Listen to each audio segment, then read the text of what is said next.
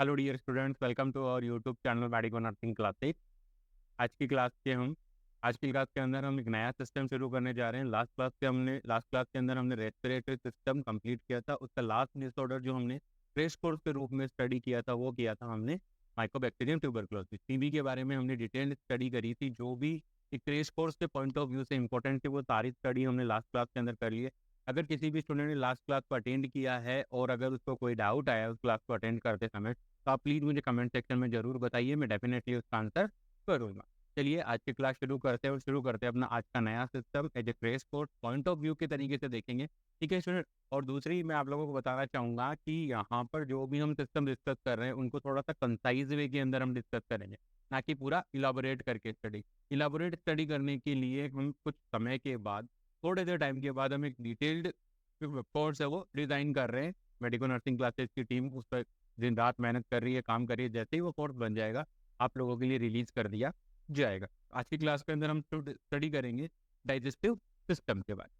ठीक है, आज की क्लास में हम स्टडी करेंगे किस बारे में? डाइजेस्टिव सिस्टम के बारे में। तो स्टूडेंट, डाइजेस्टिव सिस्टम की अगर आप बात करते हो तो खाना खाने से लेकर के उसको पचाने तक और जो उसका वेस्ट प्रोडक्ट होता है उसको बाहर निकालने तक का सारा काम कौन करता है? मोस्टली हमारा डाइजेस्टिव सिस्टम, मतलब एलिमेंट्री कैनाल भी इसको बोला जाता है। ठीक है, डाइजेस्टिव सिस्टम इसको बोला जाता है, तो एलिमेंट्री कैनाल भी इसी को बोला जाता है। एलिमेंट्री कैनाल का मतलब आ जाता है आपका इंटेस्टाइन से रिलेटेड हो जाता है। ठीक है, तो अब यहाँ पर हम बात करते हैं डाइजेस्टिव सिस्टम्स के मोस्ट कॉमन जो ऑर्गन्स हैं उनकी बात करें तो जूम कर रहा हूँ मैं। देखो, ऑर्गन्स की बात करें तो सबसे इंपॉर्टेंट अगर ऑर्गन्स की बात मैं करने जाऊँ आप लोगों के साथ, तो सबसे पहले आता है आपका माउथ। माउथ आ जाता है। माउथ के बाद आपका आ जाएगा फेरिंग। फेरिंग्स के बाद आ जाएगा लेयरिंग। फेरिंग्स के बाद क्या आ जाएगा? लेयरिंग। लेयरिंग के बाद स्टार्ट होती है हमारी ईसोफेगस। ठीक है,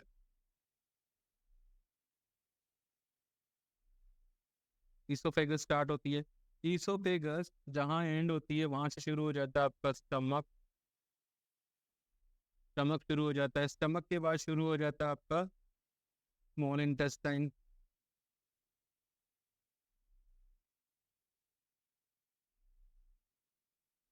उसके बाद लार्ज इंटेस्टाइन। ठीक है, लार्ज इंटेस्टाइन हो जाती है। तो इस प्रकार से ये स्टार्ट रहता है और इस प्रकार से ये मोस्ट कॉमन जो ऑर्गन है, जो इंपॉर्टेंट ऑर्गन हैं at the point of view of digestion. बाकी जो ऑर्गन है वो सारे के सारे आपके लिए होंगे एसेसरी ऑर्गन। ठीक है, एसेसरी ऑर्गन्स का काम करेंगे। एसेसरी ऑर्गन्स का मतलब है कि इनके बिना डाइजेशन की जो प्रोसेस है वो कंप्लीट नहीं हो पाएगी। हाँ, डाइजेशन हो सकता है बट कंप्लीट डाइजेशन करने के लिए हमें जरूरत पड़ेगी हमें हमारे असेसरी ऑर्गन्स की। तो असेसरी ऑर्गन्स की बात करें तो फर्स्ट वन जो मैंने अभी आप लोगों के लिए लिखा है यहाँ पे, वो लिखे हैं मैंने डाइजेस्टिव सिस्टम की जो मेन ऑर्गन है। अब हम बात करते हैं असेसरी ऑर्गन्स की। ठीक है सर, अगर हम असेसरी ऑर्गन्स की मैं आप लोगों के सामने बात करना चाहूँ तो असेसरी ऑर्गन्स की बात करें तो देखना,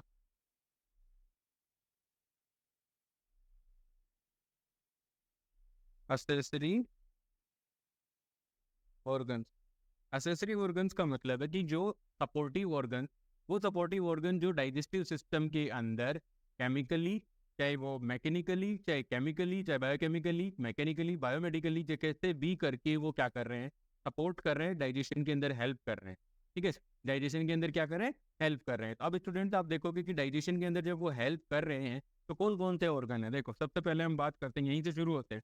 ठीक है, यहाँ से अगर आपको देख पा रहे हो तो सबसे पहले आ जाएंगे आपकी सलाइवरी ग्लैंड। इसमें एक टंग भी इंक्लूड हो जाएगा।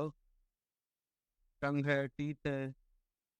ठीक है, तो सबसे पहले आ जाएंगे आपकी सलाइवरी ग्लैंड।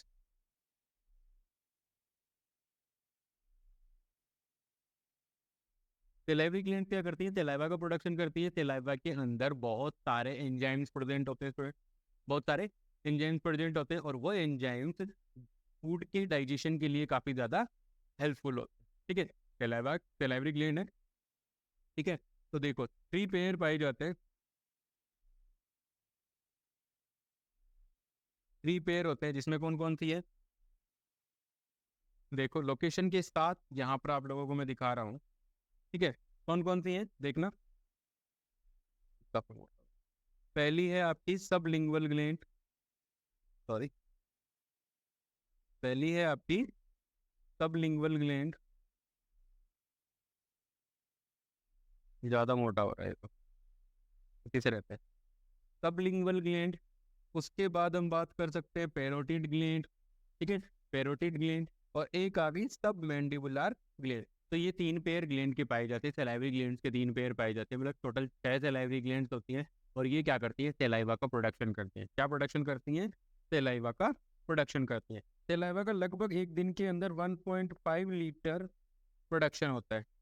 सलाइवा का जो पूरे दिन के अंदर अगर हम बात करें तो 1.5 लीटर सलाइवा का प्रोडक्शन होता है। दूसरी बात, सलाइवा के अंदर, सलाइवा के अंदर क्या कंटेन होते हैं, contain various important enzymes, contain various important enzymes that help in the digestion process,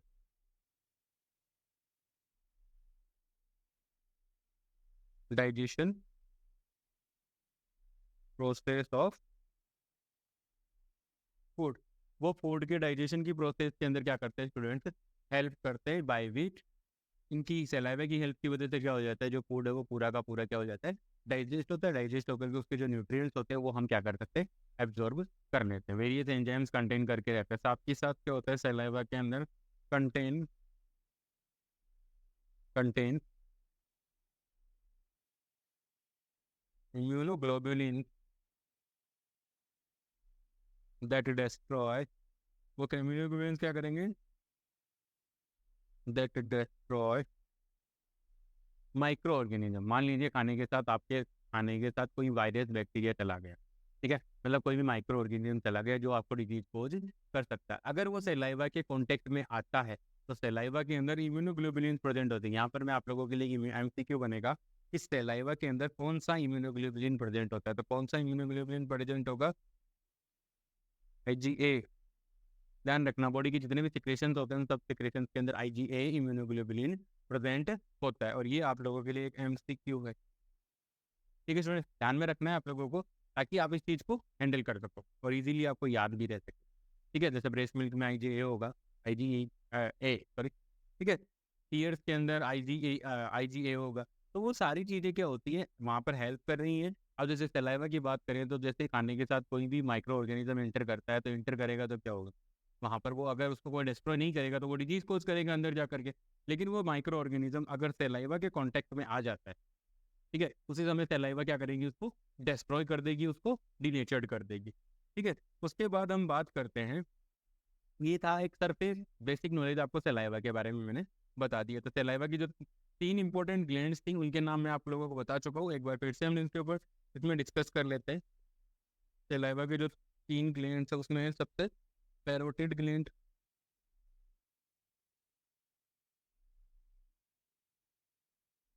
दूसरा है सबलिंगुअल ग्लैंड, सबलिंगुअल ग्लैंड, एक है सबमैंडिबुलर।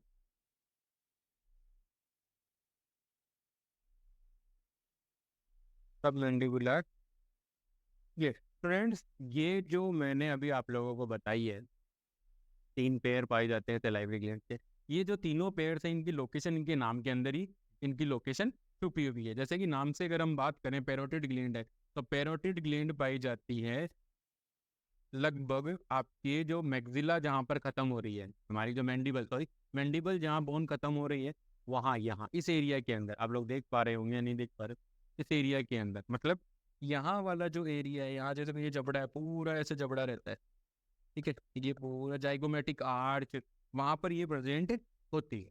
ठीक है, अब इसको आप यहाँ कान के पीछे मत ले जाना, ठीक है, ये यहाँ की तरफ प्रेजेंट होती है। ठीक है, दूसरी चीज बताता हूँ आपको, दूसरी सब मैंडिबुलर, जो मैंडिबल ग्लैंड है, जो हमारा ये देखो मैंडिबल ये वाली जो बोन है वो मैंडिबल बोन है, ठीक है, इसके नीचे प्रेजेंट होती है सब मैंडिबल बोन इसके नीचे, ठीक है। और सब लिंगुअल ये टंग के नीचे प्रेजेंट होती है, ये है टंग, ठीक है, ये टंग है, इस टंग के नीचे की तरफ ये वाली प्रेजेंट है वो कौन सी है, सब मैंडिबल ग्लैंड, ठीक है। तो मैंने आप लोगों को सलाइवरी ग्लैंड के बारे में बेसिक नॉलेज वो दिया है, आई होप आप लोगों को समझ में आया होगा। मैंने ये भी आप लोगों को बता दिया है कि सलाइवरी ग्लैंड से क्या रिलीज होता है, कौन से कहाँ कहाँ सिक्रेटेड होती है, अमाउंट एक अप्रोक्सीमेटली मैंने अमाउंट भी आप लोगों को बताया, 1 से 1.5 लीटर इसका पर डे सिक्रेशन होता है। और सलाइवा का एक्सेसिव सिक्रेशन होता है।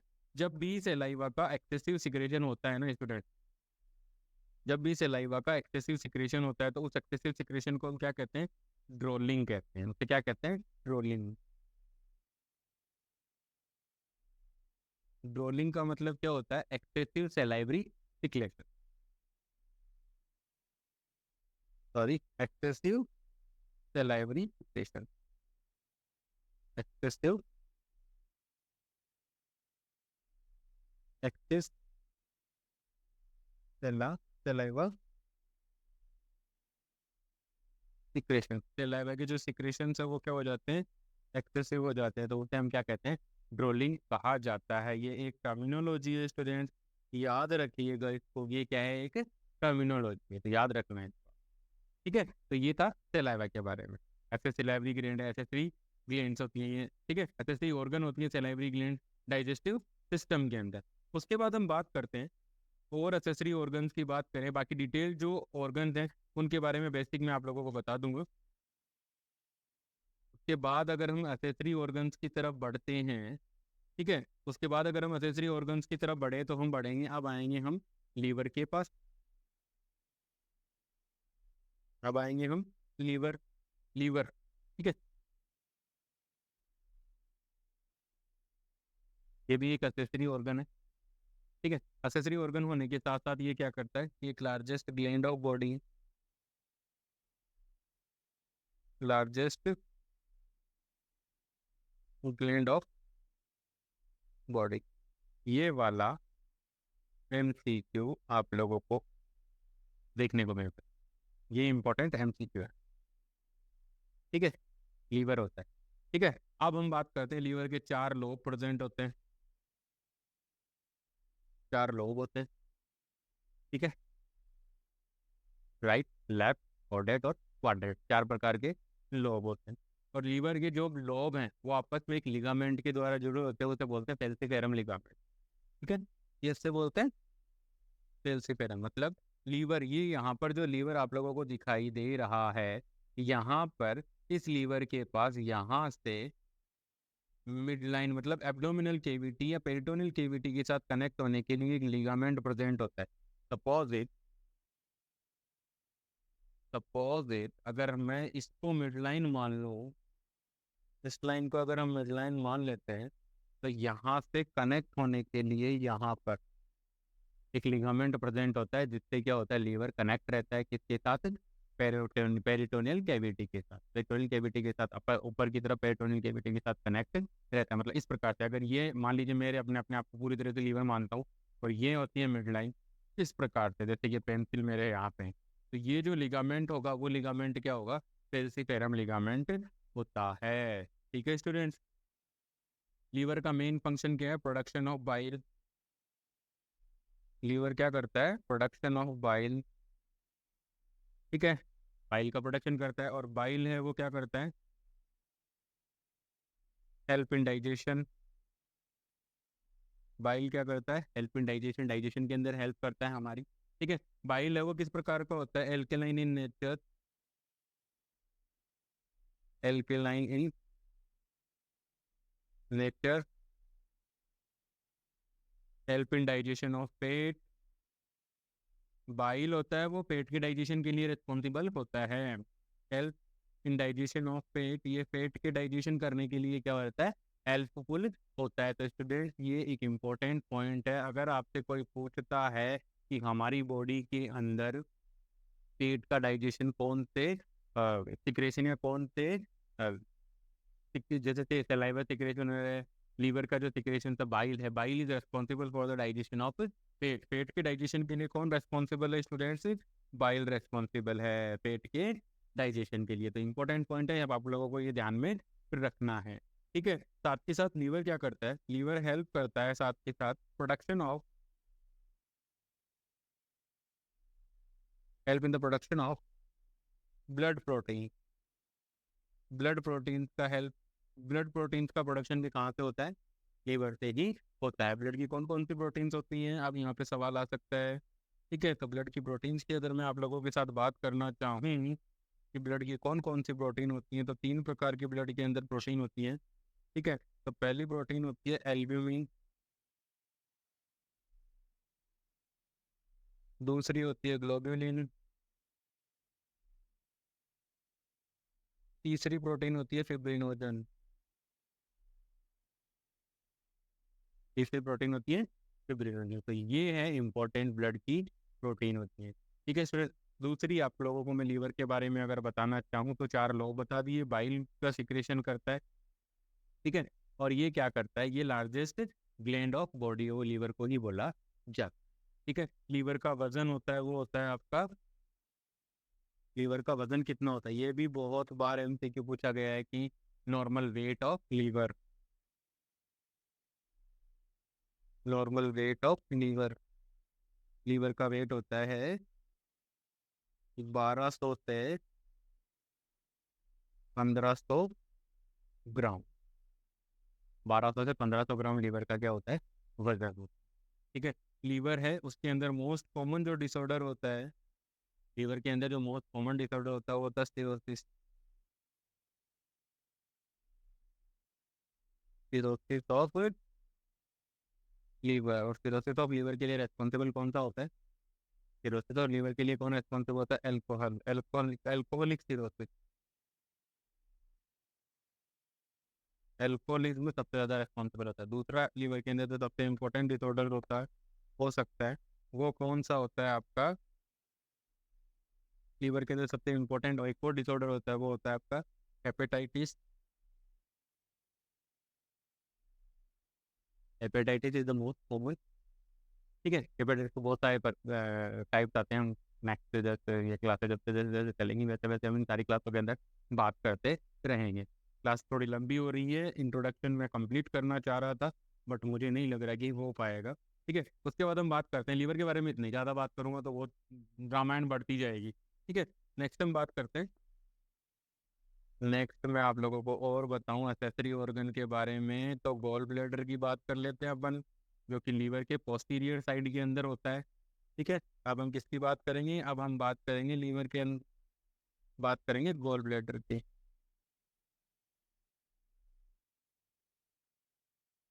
गॉल ब्लैडर की बात कर रहे हैं तो ये एक पाउच नुमा स्ट्रक्चर होती है, पाउच। ठीक है, गॉल ब्लैडर की बात करो तो ये देखो गॉल ब्लैडर मैंने यहाँ पे आप लोगों के लिए लगा रखा है, ये रहा गॉल ब्लैडर। ठीक है, गॉल ब्लैडर आ गया। गॉल ब्लैडर एक पाउच नुमा स्ट्रक्चर होती है जो क्या कॉज करती है, इधर act as a reservoir of, reservoir या store the bile, store the bile, bile को क्या करके रखता है, स्टोर करने का काम करता है। ये बाइल को क्या करता है, स्टोर करने का काम भी करता है। ठीक है, इसमें क्या होता है, लीवर से नॉर्मली देखना, मैं आप लोगों को बताता हूँ, जैसे ही लीवर से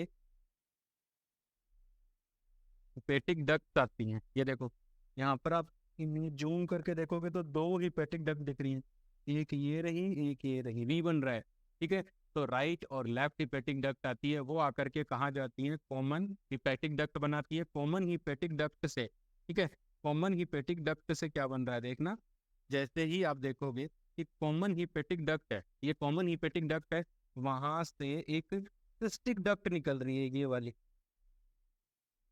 ठीक है, यहाँ से जो सिस्टिक डक्ट निकल रही है, ये सिस्टिक डक्ट आती है आपकी गॉल ब्लैडर के अंदर।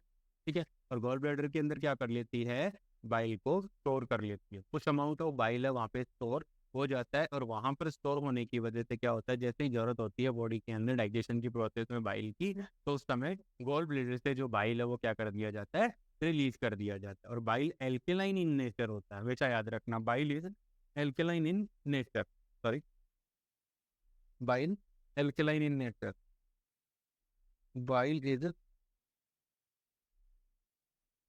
Alkaline in nature.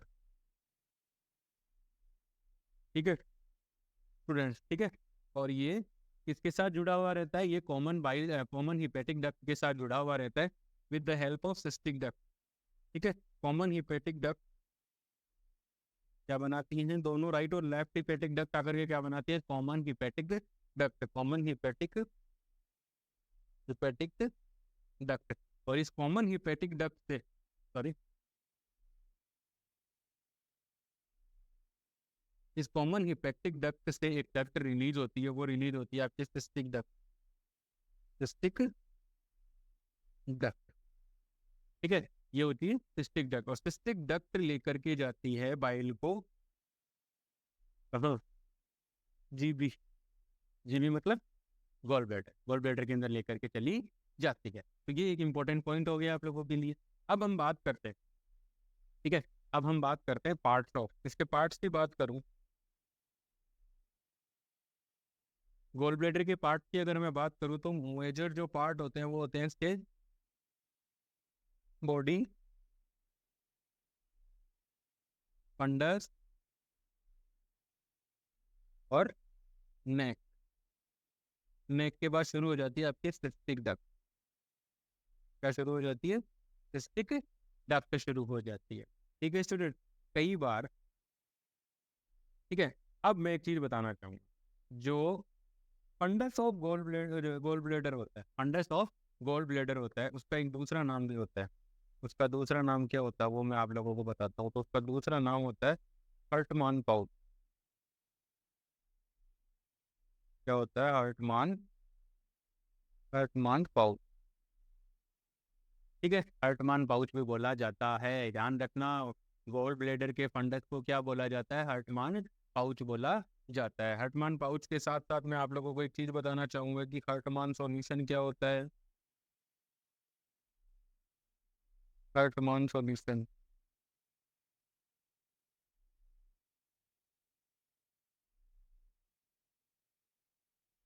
हर्टमान सॉल्यूशन, तो हर्टमान सॉल्यूशन की मैं अगर बात करूँ तो रिंगर,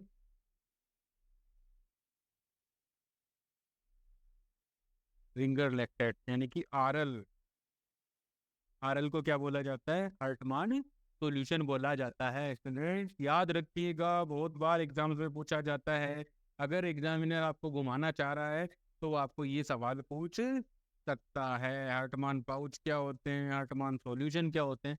वो सारी चीजें यहाँ से पूछी जा सकती हैं। तो प्लीज आप इन चीजों को थोड़ा सीरियसली लेकर के स्टडी कीजिएगा, लाइट मत लीजिएगा। आरएल, अब बात करूं आरएल, तो आरएल क्या होती है? एक आइसोटोनिक सॉल्यूशन होती है।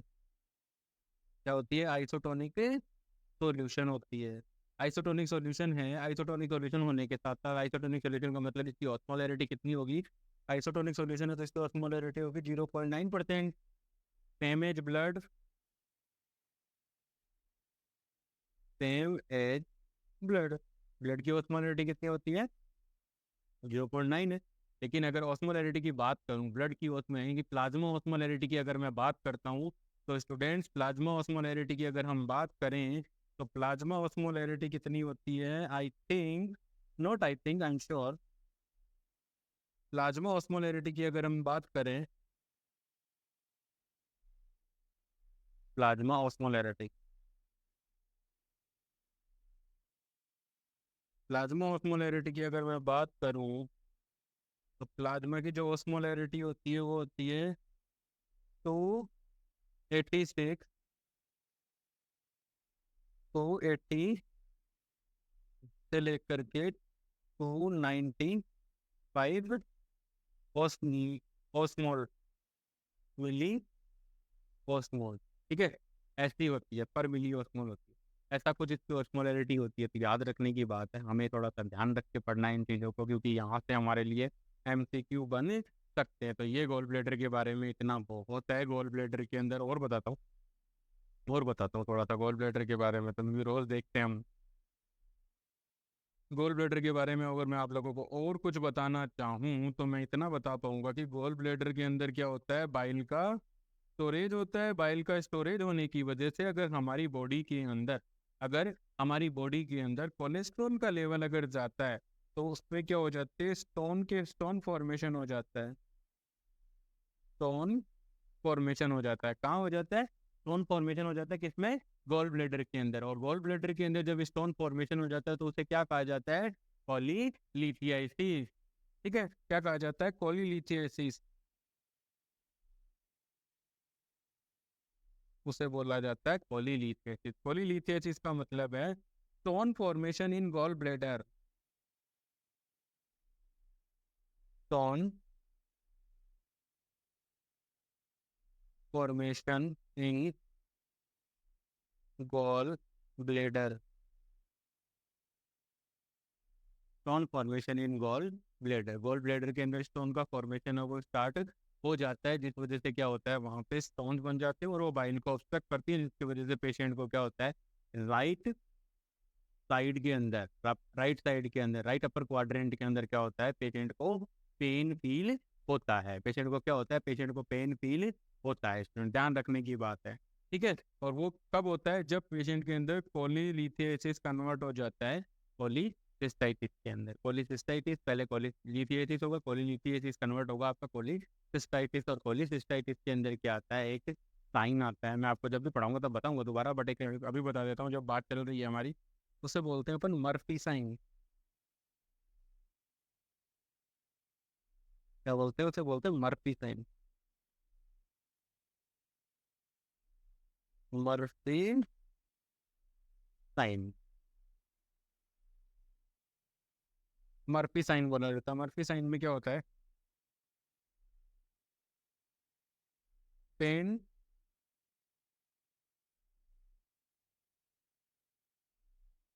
Pen in right upper quadrant, pain in right upper quadrant when when examiner मतलब जो असेसमेंट कर रहा है, ठीक है, when examiner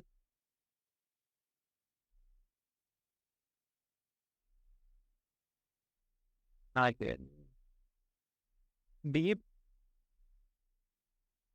done the deep palpation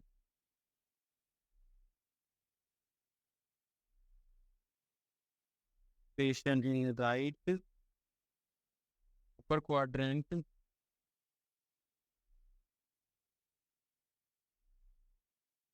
and ask the patient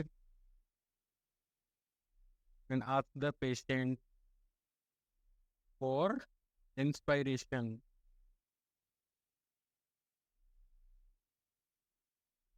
and patient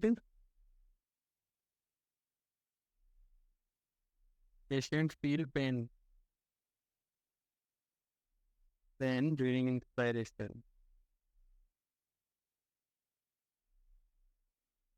patient को क्या होता है, इंस्पायरेशन के दौरान क्या होता है, स्टूडेंट वहाँ पे पेन फील होता है, और वो पेन होता है तो उस पेन को क्या कहते हैं हम, उसी पेन को हम क्या कहेंगे, मर्फी साइन। अगर पेशेंट जैसे मान लीजिए राइट साइड है एब्डोमेन के अंदर, जैसे मैं आप लोगों को बता के बताता हूँ, ऐसा है, तो यहाँ पर अगर आपका लीवर है, मान लेते हैं यहाँ हमारा लीवर रहता है, और इसी के लीवर के पीछे क्या रहता है हमारा, इसी लीवर के पीछे हमारा क्या रहता है, आपका गॉल ब्लैडर रहता है।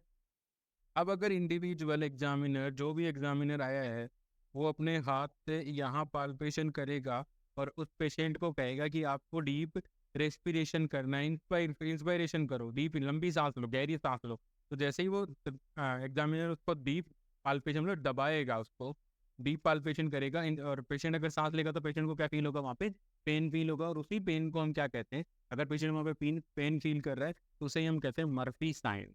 तो क्या कहते हैं अपन, मर्फी साइन। तो ये है एक्सेसरी ऑर्गन्स के बारे में आज की क्लास के अंदर इतना ही। ठीक है, नेक्स्ट जो एक्सेसरी ऑर्गन्स बचे हो नेक्स्ट क्लास के अंदर हम डिस्कस करेंगे, आज की क्लास में इतना ही। आई होप आपका आज की क्लास आप लोगों के लिए एनाटॉमी फिजियोलॉजी का जो रिव्यू है वो आपको समझ में आया होगा। किसी भी स्टूडेंट को कोई डाउट है तो प्लीज़ आप मुझे कमेंट सेक्शन में जरूर बताइए, मैं डेफिनेटली उसका आंसर करूंगा। कल की क्लास में मैं आप लोगों को बताऊंगा कि गॉल ब्लैडर के अंदर मोस्ट कॉमनली कौन कौन से टाइप के स्टोन फॉर्मेशन होते हैं, कैसे होते हैं। ठीक है, आज के लिए इतना ही। प्लीज़ आई होप मेरे द्वारा प्रोवाइड की जा रही क्रेश कोर्स की क्लासें आपकी सबकी नर्सिंग ऑफिसर रिक्रूटमेंट एग्जामिनेशन की प्रिपरेशन में आपकी हेल्प कर रही होंगी। Please do consider like share and subscribe. Thank you so much.